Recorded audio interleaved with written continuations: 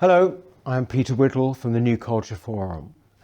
Now, a week ago, the country was shocked by the murder of the Conservative MP Sir David Amess while he conducted a surgery in a church in Leigh-on-Sea. Now we have the news that Ali Harbi Ali, a British national of Somali descent from North London, has been charged with the killing. The Crown Prosecution Service has stated, quote, "We will submit to the court that this murder has a terrorist connection, namely that it had both religious and ideological motivations." Perhaps, those religious and ideological motivations will now be honestly discussed, but we shouldn't hold our breath. The past week has shown us the political and media class in its full, willfully distracting glory.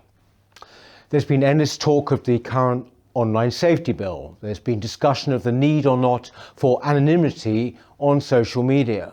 There have been debates about the toxic atmosphere in which politicians have to go about their business. Now, all of these are important issues, but you might be forgiven for thinking, like me, that you're living in an alternate reality, for there's been a resolute lack of discussion in our political class about the actual motivations behind this terrible murder. We are, of course, used to this now. We are living in a time when those who govern us have chosen to willfully ignore what is staring them in the face.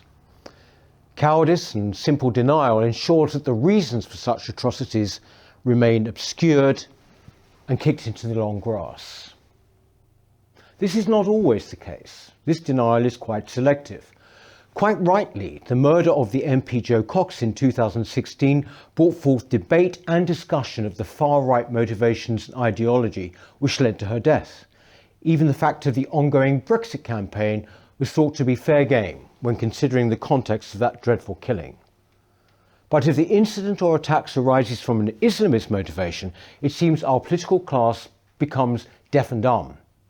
This time at least, we were spared cliches about mental health and religions of peace. But in some ways the response has become even more willfully blind.